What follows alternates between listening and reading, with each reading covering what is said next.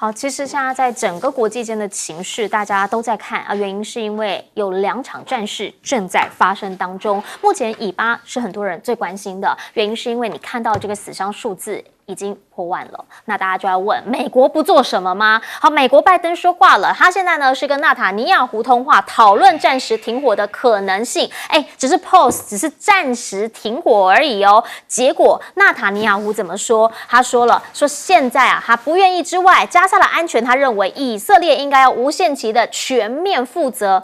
什么意思？是表示之后你要接管加萨吗？什么叫做无限期的全面负责？然后大家也要问，那美国你的态度，你只是说人道停火、暂时停火，你叫人家停火，但你一直在送武器进去啊！现在说要把精确的精准炸弹呢，直接转移到以色列来啊，这当中3.2亿美元，好，这里头很多都是以色列他们这边要求的嘛。那以色列呢也开始在讲了，目前呢他们要开始来清剿啊，意思就是地面部队可能要正式的全面进去。城市战如果真的展开，因为以国媒体讲的是24小时之内会大规模的进到市区里面嘛，那如果真的是现在整个开进去，战车啦，然后全面的包围之外，死伤人数会不会更加惨重？原因是因为先前确实啊，你们不是也都曾经呢是以这个医院啊、救护车为目标，说人家躲在里面吗？大家就怕你全部进去之后，是不是会反而造成更多的死伤？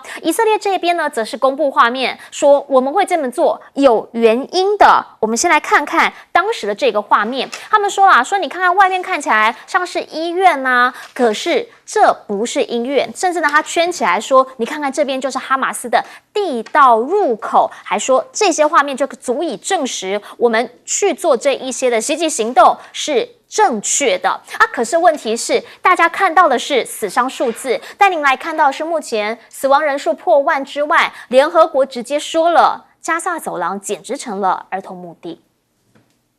Gaza is becoming a graveyard for children. Hundreds of girls and boys are reportedly being killed or injured every day.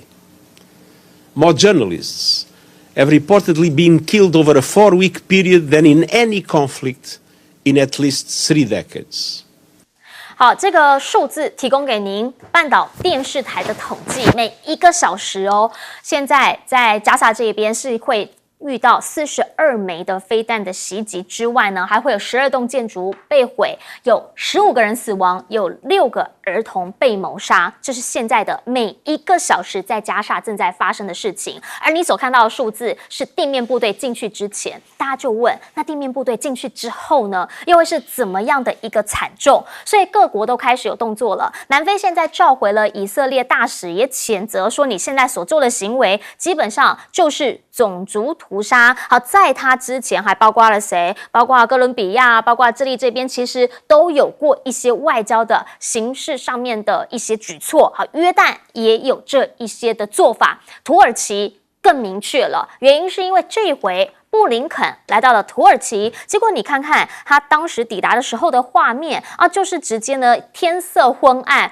布林肯这边只有他们的一个驻土大使来，土耳其没有任何人来，没有获得埃尔段的会谈，甚至你来看看，当土耳其的外长跟他2个人见面的时候，布林肯主动的想要释出善意，结果呢，他想上前想要来拥抱对方，手一握上来之后，好像对方呢根本就没有想要跟他有更多的互动。那大家就开始在说了，原因是什么？原因是因为民意啊，因为外面有大批的民众在抗议，甚至批评布林肯是屠杀的共犯。这一回他来到中东拜访以色列之外，当然重点就是旁边的这些国家，每一个国家话都有讲了，可是问题是没有人买他的账。那穆斯林国家在做什么？你看到的是伊朗呢，现在即将要出访沙特，然后呢，沙烏地阿拉伯这边他们会举办一个伊斯兰合作组织峰会，他们就直接的说了，就是美国长期的在这边助长以色列屠杀的巴勒斯坦人，同时呢，美军他们讲，在中东这里的基地受到袭击，跟伊朗有关系。伊朗的国防部长直接回应，讲的就是我们呢，就是要他立即的停止加萨的战争，并且实施停火，不然的话呢，他说将会受到严重后果。那当然，在穆斯林这边，因为民意的关系，因为事件发展的关系，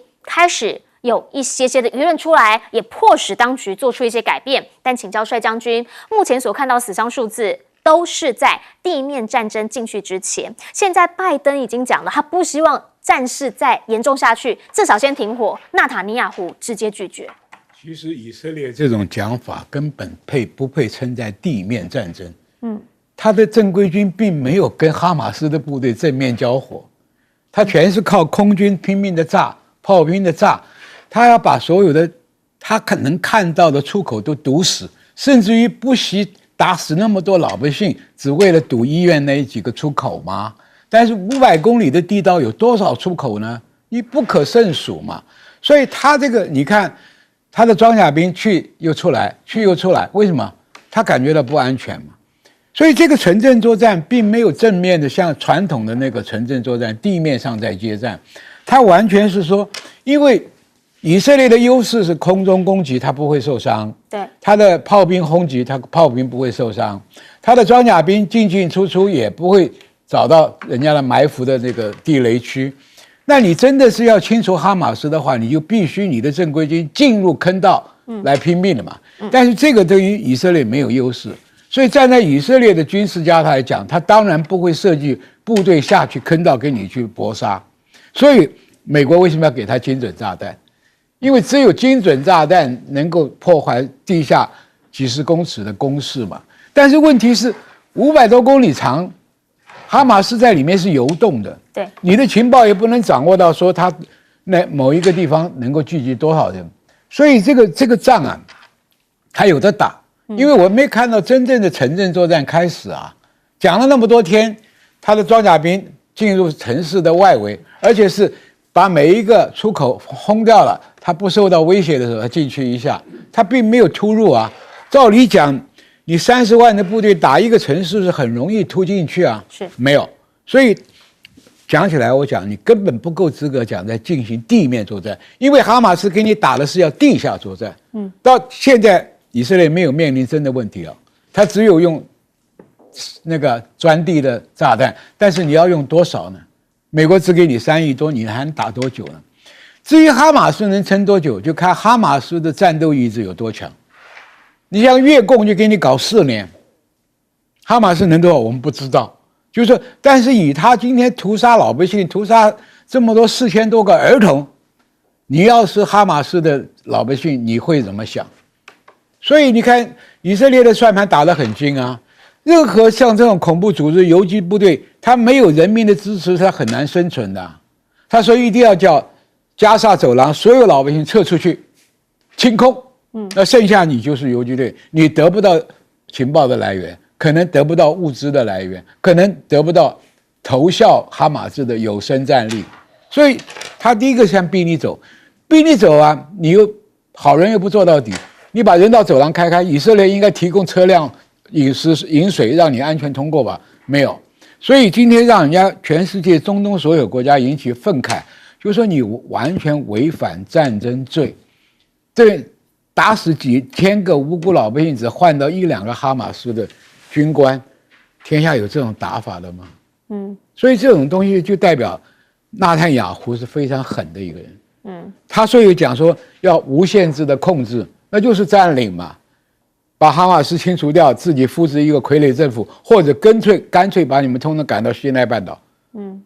他这么多年来对外扩张的手段都是强横霸道的，屯垦区对叙利亚对这些北方国家，他就是滥杀无辜，烧房子，让你就跟美国以前那个 cowboy 要把人家农地赶走是一样的啊。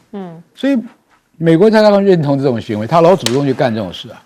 但是大家看到美国，他现在态度又到底是什么啊？布林肯呢，他应该更有方法，他要他停，他拒绝他，那就这样了吗？那布林肯现在来到了中东，你说你做穿梭外交，结果呢成果不乐观，但你真的完全没筹码在手上吗？有筹码，但是他继续不用。我们看到了啊，安理会这2天都开会了，安理会在今天做了一个表决了，由中国大陆跟阿联酋提案，美国还是一票否决，然后昨天闭门会议，美国跟英国否决，所以闭门会议美国英国否决，然后今天安理会由中国大陆跟提案的话，美国也用一票否决，也就是人道主义的停火都一票否决。好，那很明显的中国大陆也会继续提案，目前来讲就是不断的提案，因为你看我们从这个中国大陆担任这个轮值国主席开始，我们就预判大陆会不停的提案，果然这个秘密会议召开，提案再提案再提案。那当然耿爽以一个副代表的身份也已经说这碰到红线了，没办法忍受了那么也就是说在外交这个部分里面，那么国际之间基本上都是站在主张要停火的这个角度上，这个很明白了。现在的问题就在于美国的处境也看起来是越来越加的艰难，在外交上。为什么？因为绝大部分的国家都要求要立即停火。但是美国布林肯的总统刚开始，不是布林肯这国务卿，他在出发前到以色列之前，他也讲了他3个任务，那也就是人道主义的暂停动作嘛。是。第2个，避免平民百姓的伤亡。那么第3个，进行人道主义的援助。结果呢，跟以色列的高层见了面以后，马上改口了。改口了以后，就是说这个停火就是助长哈马斯。那这样的一个情形下，你看他在整个这个中东的外交都是挫败的，那么几乎都是被贴予臭脸。好，那换言之，也就是说，全世界绝大部分的国家都非常的生气，但是也很无奈，因为大家都无能为力，也就是都是有一种无力感，一种强大的挫折感。所以对于美国对以色列的怨恨是越来越增加，那拜登的压力也越来越大。他国内的选举，例如说我们看到6个摇摆州有5个已经完全不支持他了，那这样的情形对拜登的选情也非常的不利。那我们也传出说国务院有很多的智囊也已经建议说，拜登是不是要对以色列要讲重话。您提到的拜登有没有筹码？当然有。例如说他的航母战斗群可以回撤嘛，可以减少嘛。然后例如说他可以投下弃权票，不要投下否决票嘛。所以他还是有筹码可以做。但是很明显的，他为什么不做？因为他不能做。他为什么不能做？因为在美国的犹太人掌控的力量太强大了，掌控的力量太强大，使他们本身要获得背后的金主。那他考虑到他自己的连任，考虑到他自己的利益，那当然美国的利益就摆一边了，美国的国家利益也就摆一边了，因为以他个人的利益能够继续连任为优先，所以就必须要满足犹太人的意见。犹太人那就跟以色列是连在一起的。我想这个是之间的官商的勾连，其实道理都很明白。那现在的一个情况是如何呢？看起来以色列的做法是先以加沙河为界，先把北部地区掌控占领。那为什么记者会死那么多？因为记者都谁杀的？都是以色列人杀的嘛。那为什么要一直杀记者？就是尽量让外媒不要进入，因为战地记者一直把加沙地区的状况往外报道，只会增加更多人的对以色列的意见。所以最好就是战地记者都撤光嘛，不然理论上讲，战地记者他们的采访区都是有被保护，都是有标定位的，为什么老是炸那些地方？大家其实对于现在的战火就没有办法接受，就是因为你已经不符合原本的比例了嘛，那这个比例原则，那到底是要到什么时候你才会真正的停火？以色列这边也完全没给个答案。好，因为郑源博士他直接讲了，他说呢，他现在基本上就是要来维护整个以色列的安全，加沙未来以色列无限期全面负责。无限期全面负责就是无限期的管控，无限期的戒严。对于以色列来讲，它现在有2条战线，在军事战线上它具有优势，可是，在另外一条国际政治战线上，它是节节败退。可是我们很遗憾的看到这两条战线并没有交集，也就是说，国际政治上战线，你声浪再大，你安理会决议再多，都影响不了军事上的行动，因为美国不动如山。该给军援就给军援，该给武器就给武器，照常给。然后该派这个军舰在保护它的外在的这个战略空间，也都派战略空间。所以，我是对于这个场战争啊，对于巴勒斯坦哈马斯的前途比较悲观。在1个月以后呢，大概就结束了。哦，剩下就是清剿游击队类型的东西而已哈。那会死伤多少人？会比你预计跟想象都会多很多哈。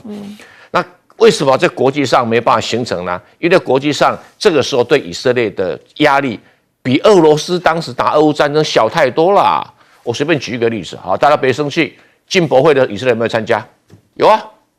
那好，那有没有来一个选美小姐活动，说禁止以色列派代表？以色列经常里面获得选美冠军啊？有没有？以色列的猫狗有没有被禁止参加活动？都没有啊。全世界是喊得很大声，没有人采取行动制裁啊。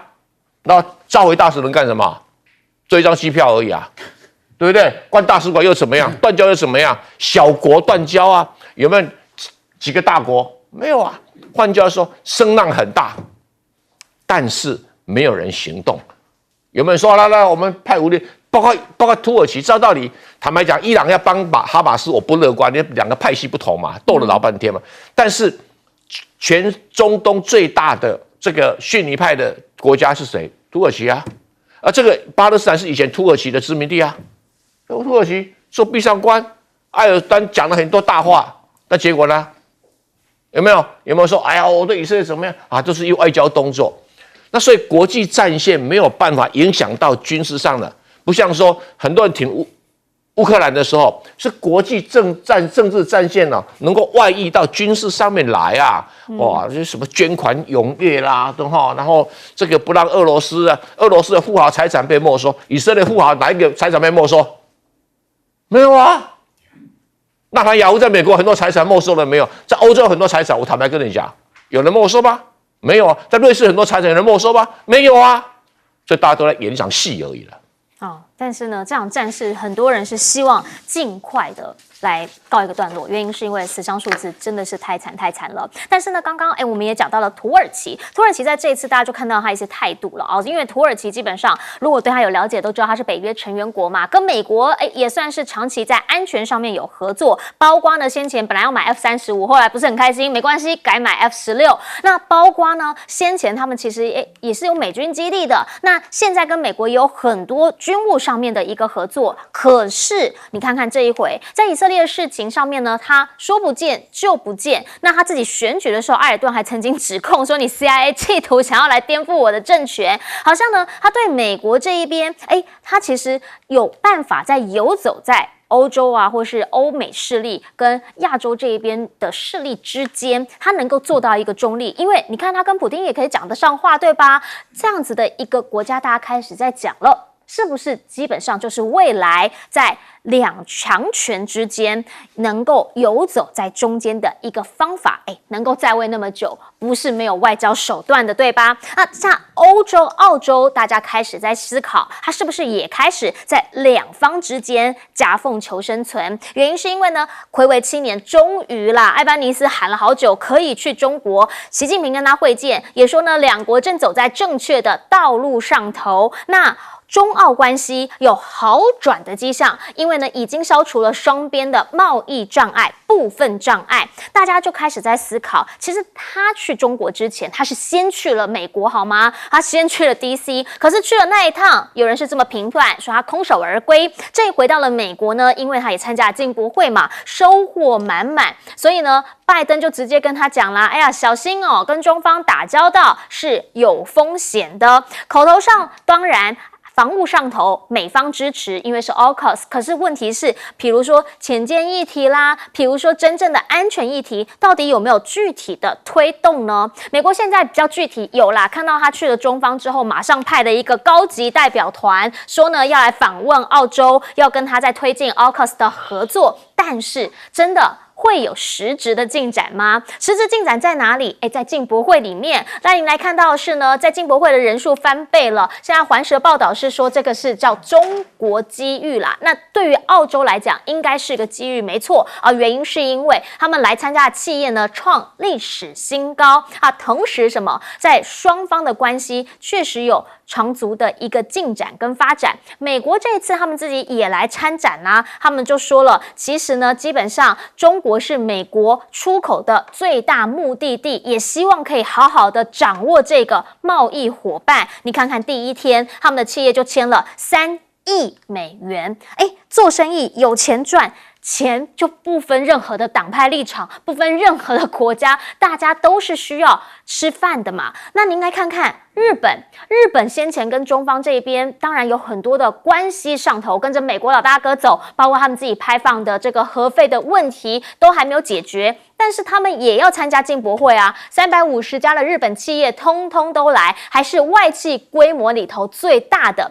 不过比较有趣的是这个，就是日本因为排放核废的关系，所以呢，现在啊，他们在中国的出口水产市场大跌了99%，而这一些呢，就发现挪威在今年的会场里头，海鲜出口商增加50%，大家开始在说，是不是希望能够把这个市场给吃下来，在这一次的进博会里头能够大大的展进。其实每一次的进博会呢，大家都看到是各国一起来到中方这边来卖产品，所以呢，澳洲现在呢，他们也开始在思考他们的葡萄酒今后两国关系更加的往前之后，是不是有办法，比如说啦，明年就能够开始更加的征收关税啊等等，能够有缩减形成啊，又或者他们的牛肉现在是可以成长了吗？在商言商啦，原因是因为当岸田呢发现自己的支持度跌破了30%，创新低，大家都认为生活不好过的时候，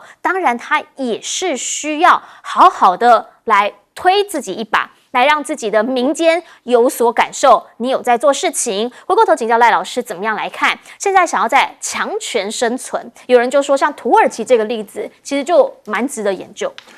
土耳其它的一个手法比较特殊啊，因为美国的在欧洲欧亚的核武一个重要的基地就是放在土耳其空军基地。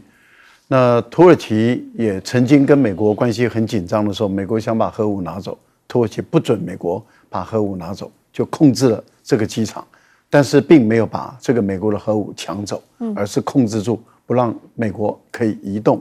所以你可以看到埃尔多安他的手段也很特别啊，所以他跟美国就时好时坏。例如说，他也曾经加入 F-35的研发计划，也有投钱过去，但是美国说翻脸就翻脸，那也就是那个 F-35出来的不卖给这个土耳其。本来按照规定就是加入研发计划的都是优先获得，按照你的比率啊，可以排列优先获得的顺序，但是他就取消，甚至连 F-16都不愿意卖。本来当时的交易是说，好，那我 F-35不给你了，我就 F-16，后来连 F-16都不肯。那土耳其就跟俄罗斯的关系就改善，让俄罗斯的军舰在进出黑海跟地中海之间就畅通无比。所以土耳其他常常玩这种两手的一种策略啊，来去两边来获利。有时候跟中国大陆也是一样啊，有时候对于这个中国大陆的这些基本教义派的激进主义分离主义，有时候就会有一些暧昧的关系。但有的时候他又跟中国大陆又改善关系，就时而紧张，时而缓和，这样子一个不断的在玩。不过玩到今天为止，我们也没看到给土耳其带来多大的好处，因为它的经济到目前为止还是很不理想。那由于它的这样子一个不断的变化的情形下，土耳其从中国这边获得的观光旅游的客户量也没有很大啊，因为变化太快，那这个就不稳定，观光旅游就不容易做。我想这个对于土耳其来说的话，它是一个强权，但是并不一定给他的国家带来实质上的利益。好，我觉得这个艾班尼斯倒是比较特别。艾班尼斯他在澳洲在经济上其实是更依赖中国，而不是美国，但是他在安全上却依赖美国。可是我们不解的地方是在于，澳大利亚在历史上曾经有被攻打过，没有错，可是那是被日本，并不是被中国大陆。中国大陆在历史上从来没有侵略过澳大利亚，这是第一个。第二个，在地缘政治上，中国大陆也不会对澳大利亚构成地缘战略或是地缘政治上的威胁，而澳洲的不安全感不知道从哪里来，然后却在安全上完全依赖美国的情形下，你看到他在外交上就几乎配合美国在走了。当美国跟中国大陆关系搞坏的时候，澳大利亚跟中国大陆关系就搞坏了，这一坏就坏了7年，也就让澳大利亚的经济一落千丈。那对于澳大利亚的人来说，过小康的生活不需要中国，但是想要过富裕的还是需要中国。那现在的澳大利亚想富裕一点了，那当然就需要恢复跟中国的关系的正常化。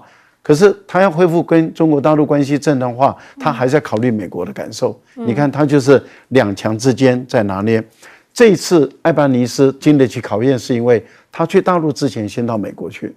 到了美国，拜登要求他表态，说南海菲律宾的问题你要站我这边，而我的军事协防条约就是要跟中国大陆对抗。艾巴尼斯说谈判解决。美国的做法就是那不用去国会演讲了。本来是国事访问最后国会演讲就没有了。我们可以看到，美国也就在给澳大利亚施加压力。我个人推断，后面美国会继续去给澳大利亚施加压力，破坏中澳之间的关系。好，我们先进广告，广告回来，我们要继续请专家点评。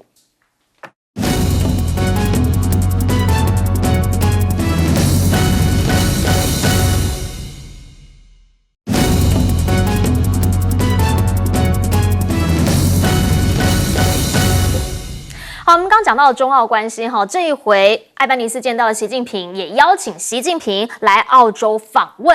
同时呢，大家就讲了，重点在经济嘛，原因是因为你看看上一次当他整个市场不见的时候，你看葡萄酒，马上法国、美国就去接收啊，牛肉的部分也是纽西兰、美国去接收啊，所以大家就在讲经济是很现实，现实是很骨感的。来，博士，澳大利亚觉得被背叛了，他跟着美国反中，美国取消的葡萄酒的订单，跑去美国买；取消牛肉订单，跑去美国买；取消谷物的订单，跑去美国买。啊，他是什么？还有龙虾，跑去买波士顿龙虾。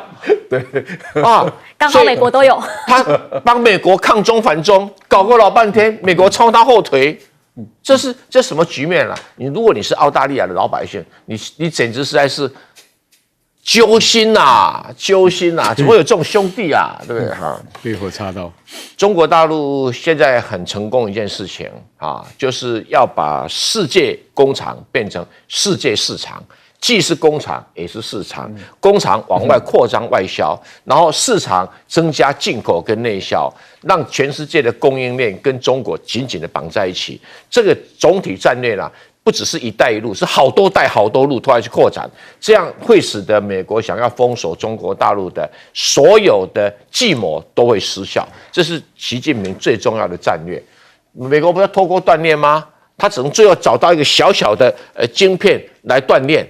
那请问你，中国大陆做不出来吗？那美国都太紧张了，指控台湾有厂商在帮大陆盖厂，指控艾斯摩尔有技术输出。那跟我们的国安局局长有什么两样啊？恐怕有人帮中国，恐怕技术怎么样子，所以美国也是什么呀？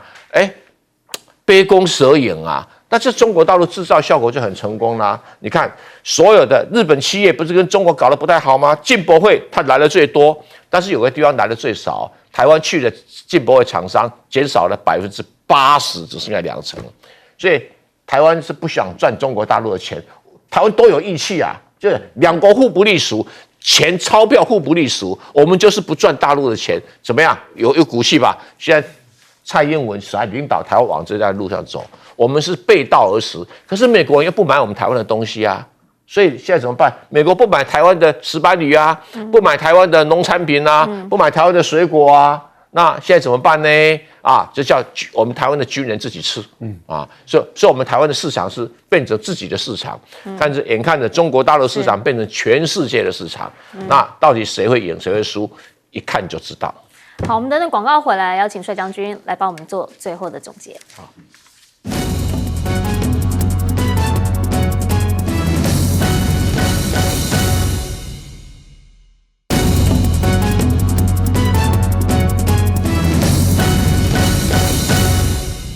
好，美国还是参加了上海进博会，但这一回呢，在防务上头，美国防长 Austin 最新要求中国应该派一个新的防长来跟他会面，请教帅将军。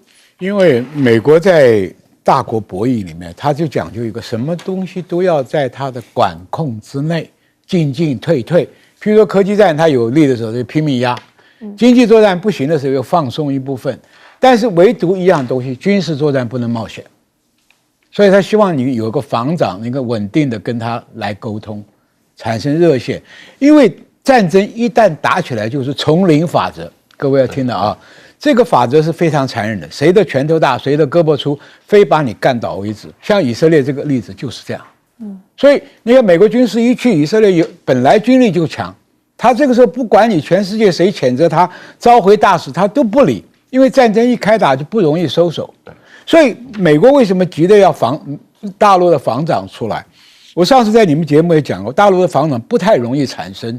第一个，你是得习近平的这个得力干部，了解习近平的战略构想；第三个，对外有涉外经验，对内有掌握建军的能力，这种人才很少的。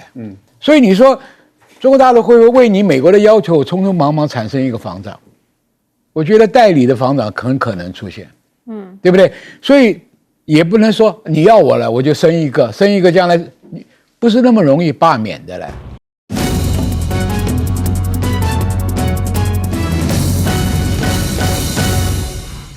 大家午安，我是陈燕莹，欢迎来到新闻大白话。接下来这一小时国内外大小事，要您听懂的话说给您听。现在介绍这一小时来宾，首先要介绍的是国际政治专家赖岳乾老师。主持人好，观众朋友大家好，以及北京清华大学法学博士蔡正元。主持人好，大家好。还有退役中将邵汉明将军。主持人好，各位观众大家好。好，大家首先带你来看一下，不知道大家最近有没有在追韩剧哈？这个韩剧很红，特别是很多当爸妈的都在看，叫《异能》。好，什么意思啊？就是呢有特别的能力。来看到在这个戏里面，韩星韩孝珠你把他的这个眼镜扎下来，什么原因呢？是因为他的眼睛有特异功能，能够看到极远极细微的东西啊。大家就在问了，其实这样的异能人士是不是真的也在台湾出现？为什么？因为现在呢，我们发现了我们的国安局局长很厉害，他呢能够靠着他的眼睛火眼金睛来判断影像是真的假的。听听他怎么说。目前台湾有没有具体案例过？可不可以描述不要让大家辨识出来，大概是什么样的状况？应该是上个月的事情，就确认是那个确认是伪造的。伪造的有。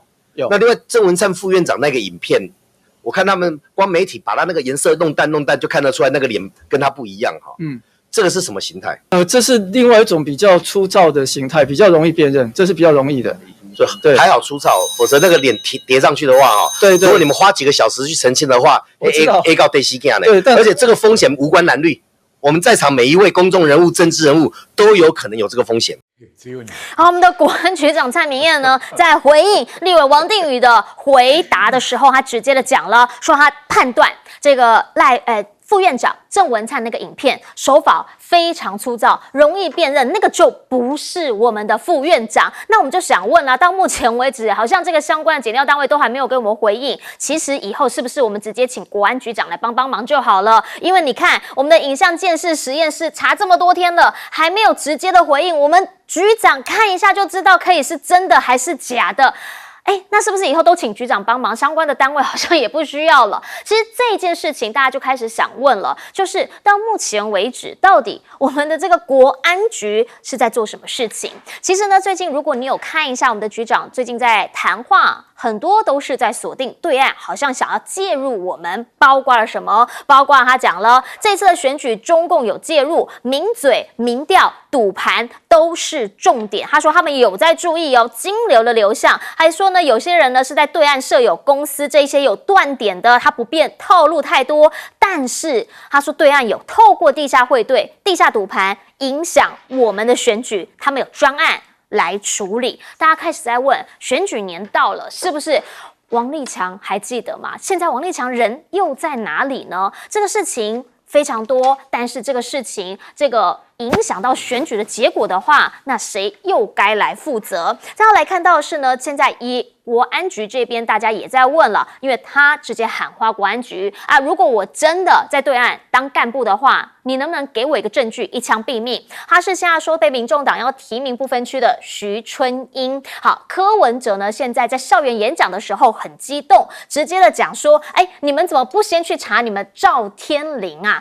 原因是因为赵天麟他直接讲他是亲中舔共，还是国家外交委员会的召集人。他说，那你们国安会查不查？你们就光讲人家一个这个陆配，那你为什么不去查赵天麟呢？其实现在呢，在这次选举当中，很多人关切的是，那美国的态度这一回又是什么 ？BBC 的一个最新报道了，说以前从来没有过，美国这次这样做。他们表示，40年来，美国第一次是用他们自己国民的纳税钱来帮助台湾武装，同时呢，还特别提到了8000万的美元军事融资，这一些就是第一次他们自掏腰包要给台湾钱的，以前没有过，现在第一次，显然就是重新定义跟台湾的关系。那是什么样让他们开始有这样子的一个动作呢？当然就是世界局势在转变啊，包括了先前援助乌克兰，现在泽伦斯基跳出来了，说现在没有人在理他了，俄乌的关注突然被转移了，就连他想要去以色列访问，以色列都跟他讲说，拜托你不要来，现在时机不对，整个局势在变化，还包括了南海这边。好，原因是因为目前呢，您看到了美国资助菲律宾基地的跑道已经改善完工，同时呢，他们也说了，说这个地方就会让更多的飞机能够在这里飞行。日本也跟进，原因是因为岸田文雄来这边的时候送了个大礼包，他们给他5艘的巡逻舰，说让他们的海洋防卫力暴增。那当然啦，就会让中方认为，是不是你们美日联手要来染指南海呢？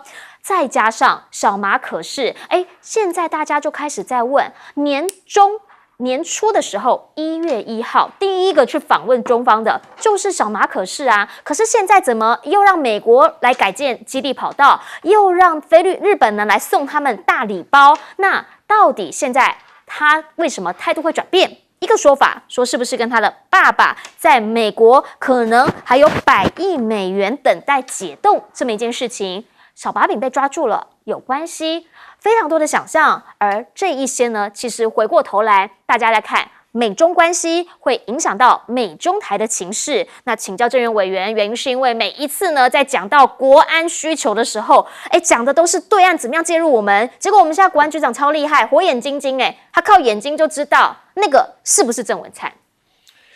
蔡明燕吃人家饭讲人家的话理所当然，因为他并不是民进党的核心派系出来的，他是蔡英文从曾经在国民党时代服务过的文官拉拔上来的。吃人家饭捧人家饭碗，当然小心翼翼啊，配合人家的讲话，我们要谅解他，因为这个饭碗是很珍贵的。国安局局长谁能够当啊？好不容易拿到一个跟国安没有关系的人来当，已经混到这个地步，何况问他话的人又是有名的王八千。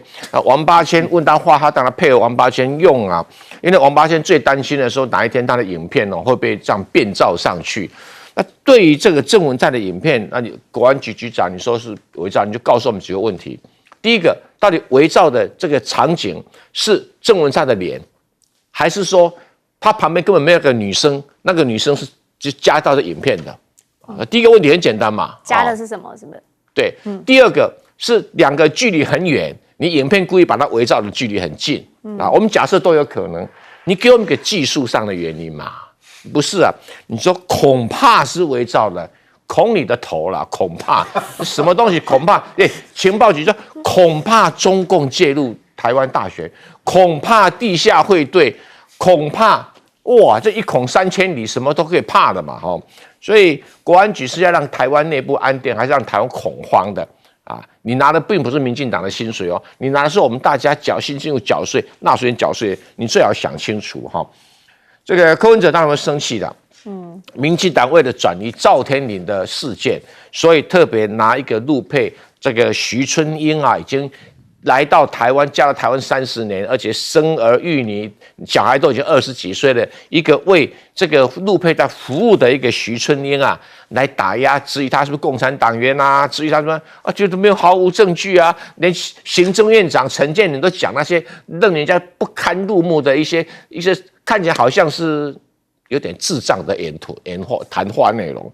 但是有就有，没有就有，能选就能选，不能选就不能选。可是一定要把它抹红抹黑哈，这是很怪异。那美国人说给台湾8000万，这个好像要付钱的嘛，好不？即使送的好不好？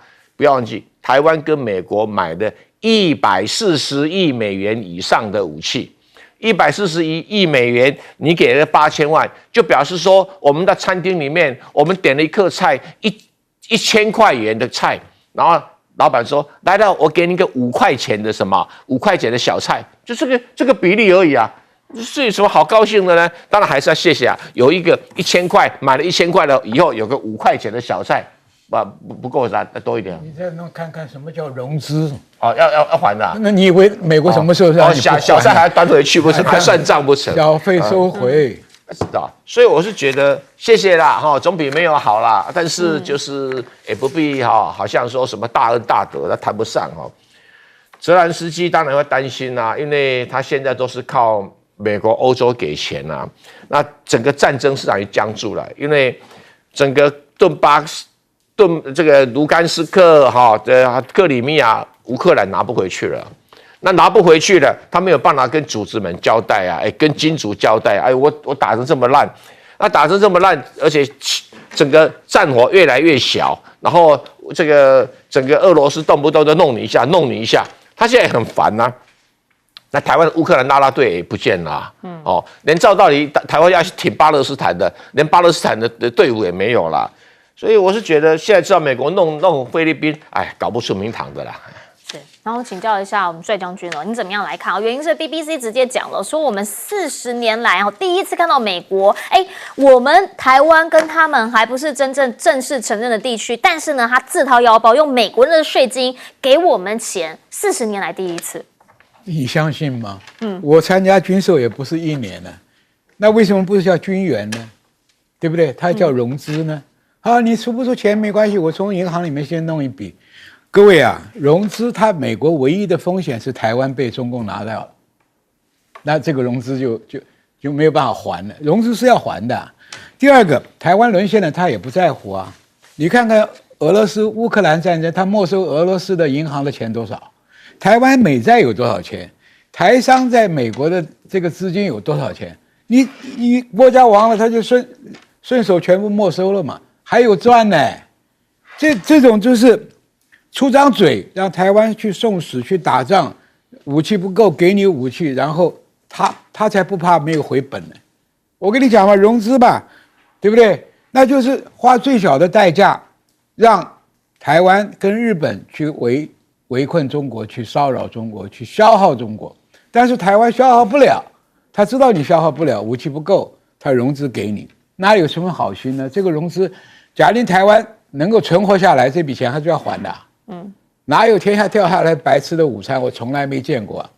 只有在韩战完了，他的战场的越战完了，这战场的武器没有运费，懒得花运费，我们派人去接收一批，那是用的还是要钱，那是很便宜的钱，那是因为他战场上留下来的战略物资太多，他输送回去他的成本很高，我们去接收了，从此以后军援我们没有占过一点点便宜啊，所以这个话。台湾老百姓傻傻的去相信这个东西。第二个，你现在看出风向苗头有没有不对啊？美国跟中国大陆现在又在进一步的在谈呢。那个时候卖掉的是谁？当然是我们嘛。你还能卖掉什么？第三个，国安局长这么高官的位置，你要有一点风骨了，能够讲出这个老百姓听得就没人听得懂的话。我说不是粗糙了，是你的眼睛有偏光镜了，还带了色盲。眼睛看到前面结果看到右边去了，哪里说这么明显的东西，你至少还经过国安局去查一查，弄一份假的科学报告嘛，也让人家说，还有一点可信度。你就这么一眼看了，你的眼睛跟我们眼睛有什么两样，对不对？所以这个国家现在我们这个国家，搞出来的这官员不像个官，不尊重自己的职务，也不重自己的官箴，也不尊重自己的人格，就有这种结论出来。是，其实我们还是希望有真相，因为其实像王宏威不是也已经送了吗？说大家要来查明真伪嘛，那是不是就告诉我们到底是真的还是假的？因为国安局长，我们当然认为对你很专业，但是靠眼睛来看，就会让我们觉得说，这样不是怪怪的吗？这位国安局长我认识了很多年啊，我在当副教授，他那是助理教授啊，所以有一些论文的审查我也有经历过啊，基本上来讲都是学文科的啊，但不是学科学的。理论上讲，国安局局长你要做一个情势的判断，也要有相当的依据啊，来做一个趋势的推演。但是这个是科学，因为它是录影带啊，就是那个摄影器、监视器，它是数位的，所以一定要送到数位中心去做检验。那到目前为止，我们的这个法务部的调查局还没有检验出来，安全局没有能力处理这个。要不就是要送到安全局的科研中心，但是他当初送的并不是送到安全局的科研中心，他是送到调查局，所以调查局比较有能力处理这个影片的真伪，因此安全局没有办法从肉眼来判断影片的真伪，这就是很明显的，也就是说跟王定宇然后再合演一场对手戏，那用国安局的局长的这样的一个身份来去帮郑文灿背书，这不对的，这危险的。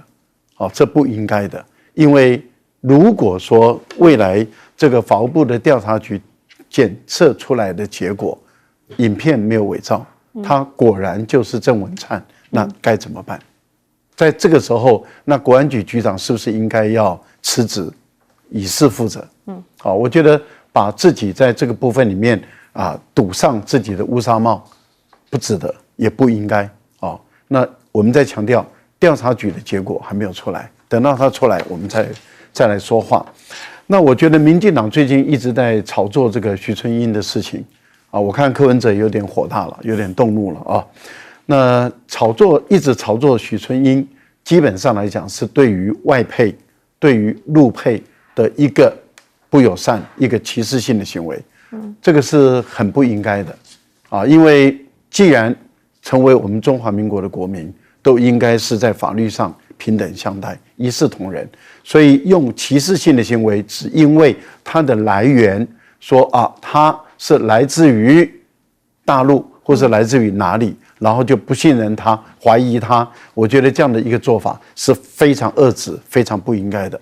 我觉得如果民进党到今天为止还不赶快痛改前非的话，我觉得这个党、这个总统或者是说这个副总统的候选人，简直都是恶劣到极点，我们很难接受这样的一个恶质的一个选举的行为。小马可仕我是不太理解他，为什么呢？过去前一任我们在强调前一任杜特地的时代，杜特地的时代，他跟大陆彼此之间和平稳定友好，菲律宾没有失去任何什么东西，反而获得更多的建设跟两边的贸易的来往，那关系更好。在他的前一任阿基诺三世，也就是闹得很凶，那中国大陆在南海就把岛礁都填了这样的一个情形。现在小马可仕在玩前一任就是阿基诺三世的游戏，换言之，也就是非但不会得到东西，还会失去更多。日本很明显的在火上添油。